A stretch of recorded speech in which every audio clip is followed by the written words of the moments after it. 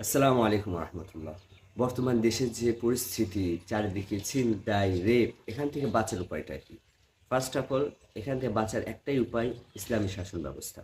যেহেতু এটা আমাদের দেশে নেই, সেহেতু এখানে আমাদের জন্য আরেকটা রাস্তা খোলা আছে। আমাদেরকে সময় টিভি চ্যানেল থেকে 1 ঘন্টা সময় চেয়ে নিতে হবে।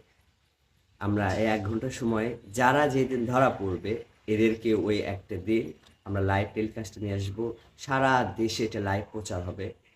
আমরা সেখানে তাদেরকে চামড়ার বেল্ট, চামড়ার জুতা ইত্যাদিতে পিটাইতে হবে। এতে কয়েকটা লাভ আছে। সারা দেশের মানুষ দেখবে, তাদের লজ্জা হবে।